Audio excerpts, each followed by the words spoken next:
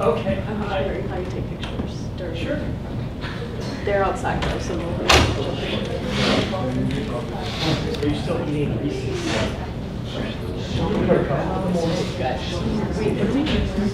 You go all in or all in? Let's go. You do it. It's like. There's no wrong. Don't talk about way. And if somebody says beats and Just like try and wrap it up. It's like over saying, get eat. Should we stand up? That's it. Wait until they come in.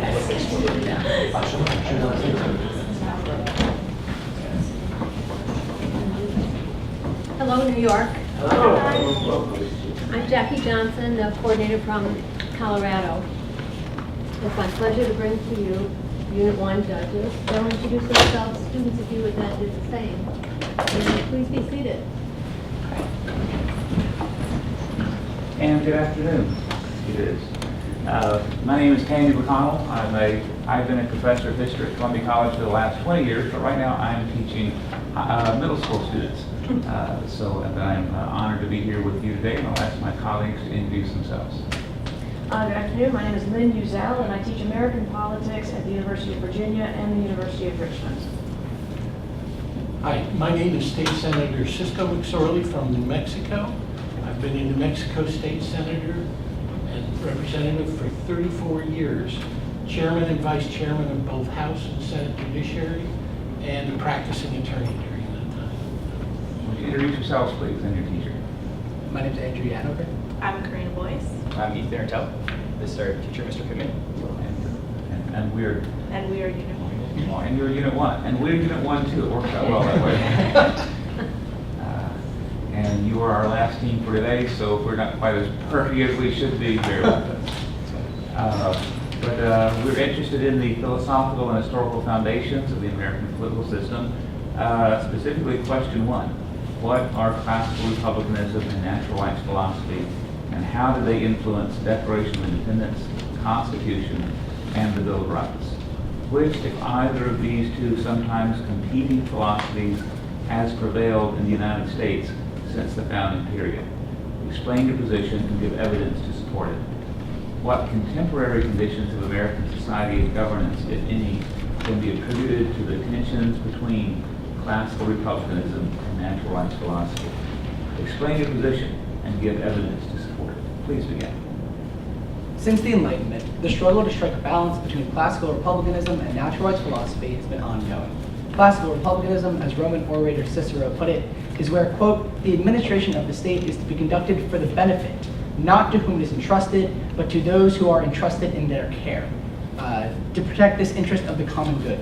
In support of this theory, Francis Hutcheson, an Irish philosopher and founder of the Scottish Enlightenment, added that, quote, there can be no right or limitation of right inconsistent with or opposite to the greatest public good.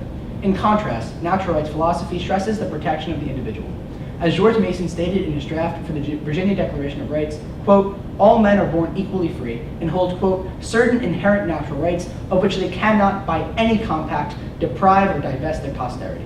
Mason's assertion was based on the work of John Locke, who believed that the right to, quote, life, liberty, and estate was so important that it must be protected by any social contract. The Constitution, Declaration of Independence, and Bill of Rights were influenced in a relative balance by the two philosophies. Thomas Jefferson begins the Declaration of Independence by stating, quote, we hold these truths to be self-evident, that all men are created equal, that they are endowed by their Creator with certain unalienable rights, that among these are life, liberty, and the pursuit of happiness. Jefferson believed that Great Britain violated these English rights of the colonists in a way that did not promote the common good. After independence and writing the Constitution, the founders created a balance between classical republicanism and natural rights. In writing the Constitution, the founders agreed with Hutcheson, as classical republicanism had the most influence. For example, Marquis de Lafayette once stated, quote, true republicanism had the most, is the sovereignty of the people. With this quote in mind, the social contract was particularly focused on the civic participation of we the people in promoting a successful republic. The preamble stresses the necessity to, quote, form a more perfect union and establish justice, as well as ensure domestic tranquility. These principles and goals show the influence of classical republicanism philosophy on the U.S. Constitution. However, they also included individual protection of liberty, including the rights of habeas corpus and trial by jury.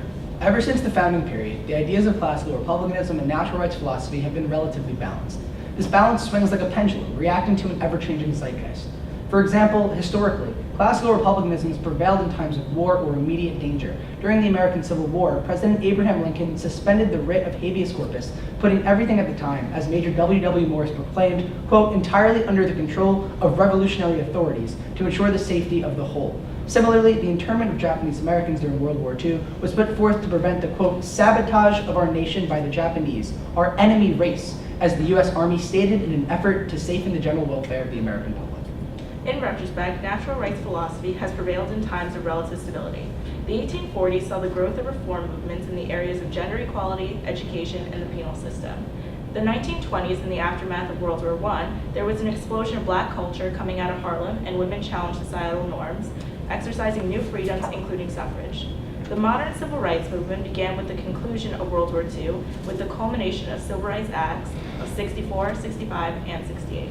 There are various contemporary conditions that resort to the philosophies of classical republicanism and natural rights. For example, the recent school shootings from Columbine to Parkland have brought up much controversy on gun control. In response to this, John McCaskey Alice explained that, quote, denying a person effective tools for self-defense when he or she is in imminent danger is a violation of the inalienable natural right of self-defense and is morally wrong. However, others believe that denying such would benefit the greater good.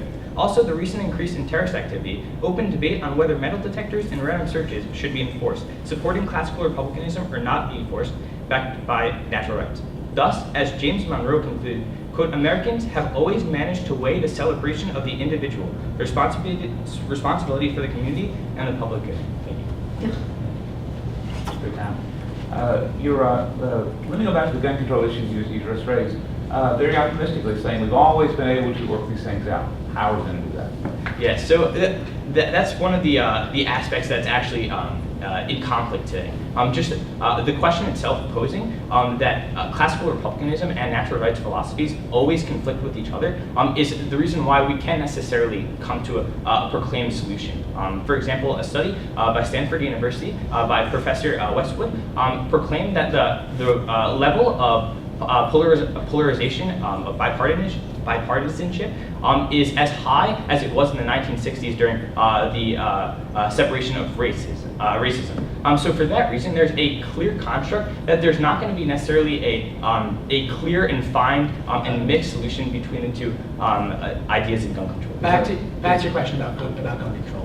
My partner has established that there is a clear divide between classical republicanism and natural rights, but in regard to specifically how we can solve today's issue with gun control, I think that there are a lot of common sense gun regulations that we can put in place that will enhance our collective classical republicanism, our collective good, while not infringing on the natural rights of our citizens. For example, we can allow our citizens to maintain, shotguns, things, maybe arms that do not pose such a danger to the general society, that both allow citizens to protect themselves and to protect the welfare of society on the whole. So while it's important to understand the underlying currents as to why we're so divided, to understand that basically in the present day, classical republicanism is the party of the Democrats and that natural rights has become the party of the Republicans in terms of, the Second Amendment stronghold right, your natural right, that's a very conservative position, while the position on the left, on the Democratic side, would be to, strip that away a little bit to protect the greater good, to protect society on the whole. So obviously those two sides, as my partner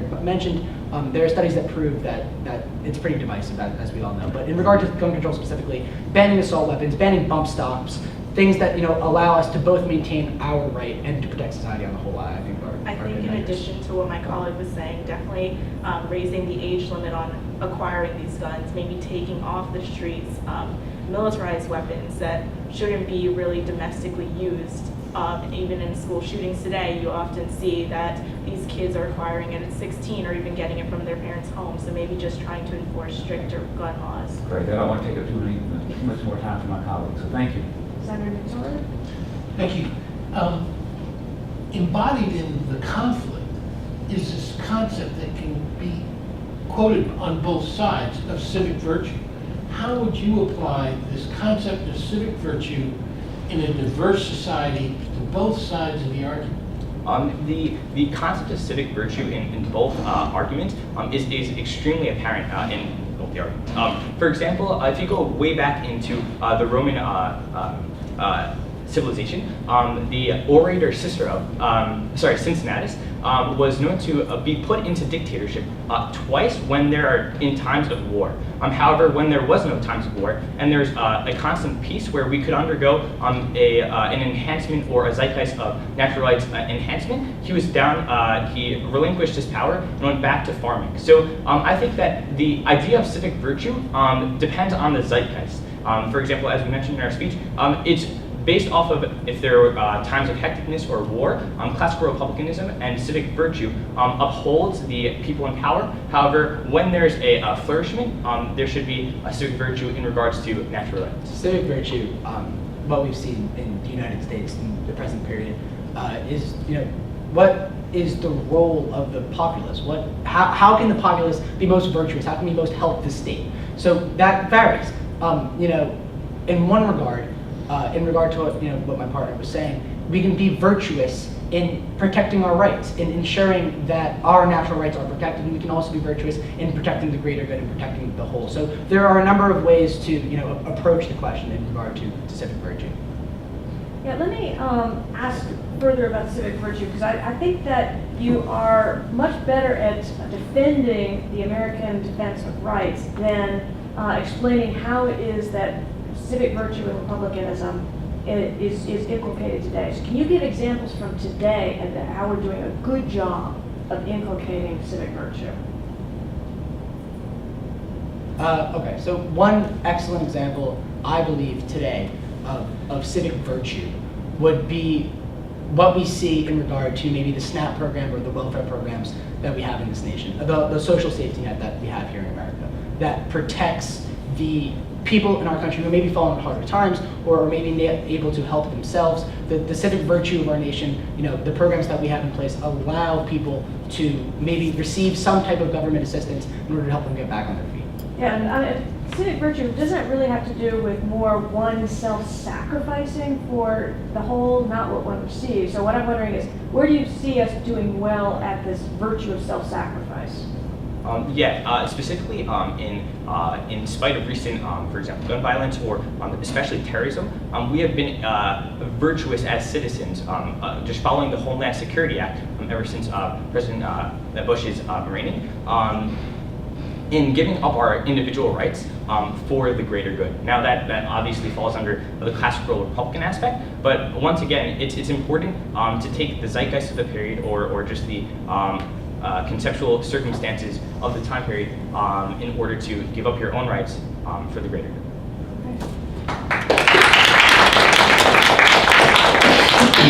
Okay, you guys have a huge amount of energy and a lot of knowledge, and you put a huge amount of thought into this as well.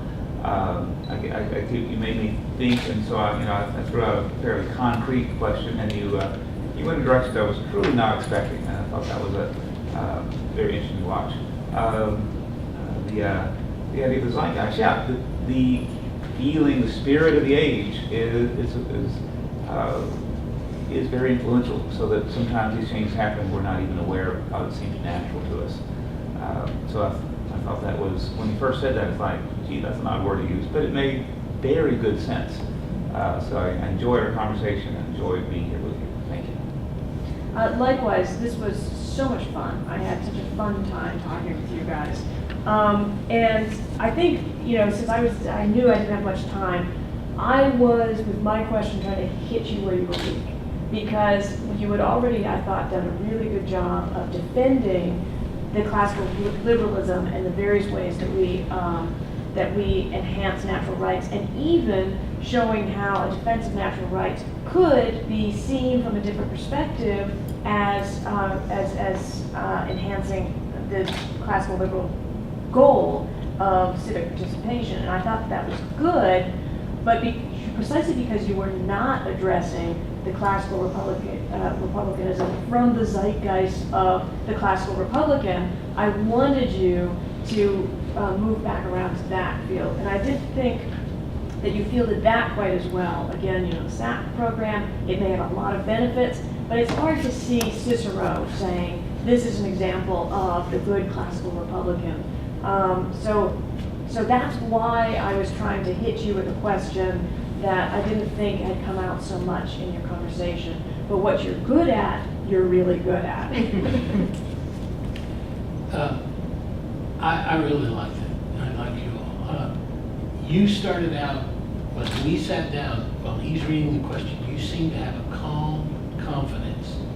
He called it an energy. I loved your calm confidence. At sometimes in 6 minutes, you're so rushed, your confidence becomes so rushed that you're talking so fast. But still, of course, anybody that quotes an Irish philosopher, I'm all in. I'm all in with you all. And yet you applied these to everyday life. Now, in her example of the question, which I thought was a great question, of how does it get to the Republic, the safety net? I think one of the best examples is, well, we all voluntarily are paying taxes, and we don't. Voluntarily? Yeah, we hate doing it, but we haven't had a revolt over it yet. And so that's kind of the yin and the yang of it, that somebody receives a good from the society, but also those are working with the society to do it. And I dissent from my colleague that taxes are voluntary. Well, let me put it this way. Until this last election, where I'm not sure where we're going, we've all paid them. You know, there's been a revolt. We haven't had Jefferson's 20-year time period. That one demands a revolt. Thank you very much. Thank you.